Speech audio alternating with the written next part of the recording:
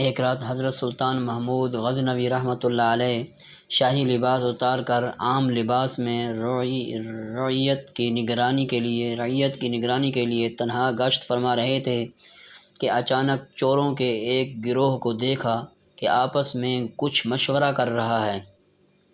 چوروں نے سلطان محمود رحمۃ اللہ علیہ تعالیٰ کو دیکھ کر دریافت کیا کہ اے شخص تو کون ہے؟ بادشاہ نے کہا کہ میں بھی تم ہی میں سے ایک ہوں۔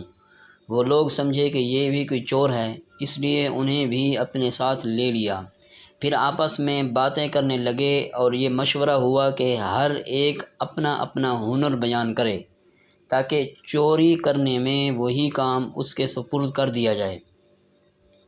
ایک نے کہا کہ صاحبو، میں اپنے کانوں میں ایسی خاصیت رکھتا ہوں کہ کتا جو کچھ اپنی آواز میں کہتا ہے میں سب سمجھ لیتا ہوں کہ وہ کیا کہہ رہا ہے۔ دوسرے نے کہا کہ میری آنکھوں میں ایسی خاصیت ہے کہ جس شخص کو اندھیری رات میں دیکھ لیتا ہوں اس کو دن میں بلا شک و شبہ پہچان لیتا ہوں۔ تیسرے نے کہا کہ میرے بازو میں ایسی خاصیت ہے کہ میں ہاتھ کے زور سے نقب لگا لیتا ہوں، یعنی گھر میں داخل ہونے کے لیے مضبوط دیوار میں بھی ہاتھ سے سوراخ کر دیتا ہوں۔ چوتھے نے کہا کہ میری ناک میں ایسی خاصیت ہے کہ مٹی سونگھ کر معلوم کر لیتا ہوں کہ اس جگہ خزانہ مدفون ہے یا نہیں۔ پانچویں نے کہا کہ میرے پنجہ میں ایسی قوت ہے کہ محل خواہ کتنا ہی بلند ہو لیکن میں اپنے پنجہ کے زور سے کمند کو اس محل کے کنگرہ میں مضبوط کر لیتا ہوں اور اس طرح مکان میں آسانی سے داخل ہو جاتا ہوں۔ پھر سب نے مل کر بادشاہ سے دریافت کیا کہ اے شخص تیرے اندر کیا ہنر ہے جس سے چوری کرنے میں مدد مل سکے؟ بادشاہ نے جواب دیا، میری داڑھی میں ایسی خاصیت ہے کہ پھانسی کے مجرموں کو جب جلادوں کے حوالے کر دیا جاتا ہے اس وقت اگر میری داڑھی ہل جاتی ہے تو سب اسی وقت رہائی پا جاتے ہیں، یعنی جب میں رحم کھا کر داڑھی ہلا دیتا ہوں تو مجرمین کو قتل کی سزا سے فی الفور نجات حاصل ہو جاتی ہے۔ یہ سنتے ہی چوروں نے کہا، اے ہمارے کتب، ہمارے سردار، چونکہ مصیبت والے دن خلاصی کا ذریعہ آپ ہی ہیں، یعنی کہ ہم پکڑے جائیں تو آپ کی برکت سے چھوٹ جائیں گے، اس لیے اب ہم سب کو بے فکری ہو گئی، کیونکہ اوروں کے پاس تو صرف ایسے ہنر تھے جن سے چوری کی تکمیل ہوتی تھی، لیکن سزا کے خطرہ سے بچانے کا ہنر کسی کے پاس نہ تھا۔ یہی کسر باقی تھی جو آپ کی وجہ سے پوری ہو گئی اور سزا کا خطرہ بھی ختم ہو گیا، بس اب کام میں لگ جانا چاہیے۔ اس مشورے کے بعد سب نے خود بادشاہ محمود غزنوی کے محل کی طرف رخ کیا اور بادشاہ خود بھی چوروں کے بھیس میں ان کے ہمراہ ہو گیا۔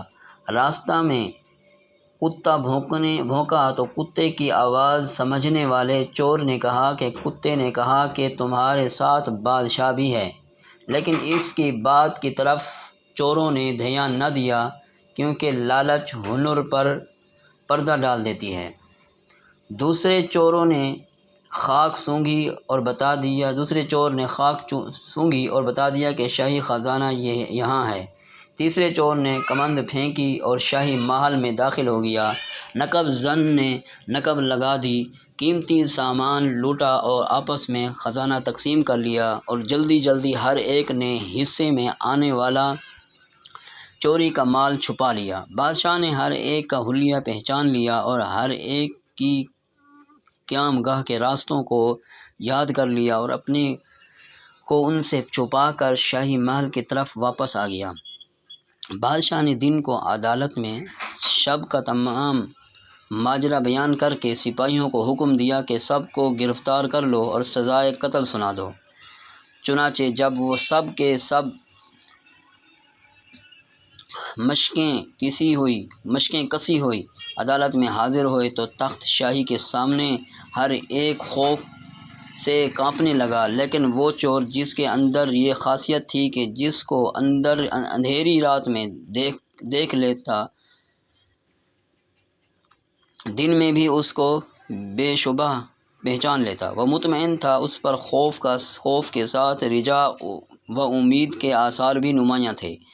قہر انتقامی سے خوف اور لطف سلطانی کا امیدوار تھا کہ حسب وعدہ جب مراحم خسرانہ سے داڑھی ہل جائے گی تو فی الفور خلاصی ہو جائے گی، اور حسب وعدہ میں اپنے تمام گروہ کو بھی چھڑا لوں گا، کیونکہ حسن اخلاق کی بنا پر بادشاہ اپنے جان پہچان والے سے اعراض نہ کرے گا، بلکہ درخواست قبول کر کے سب کو چھوڑ دے گا۔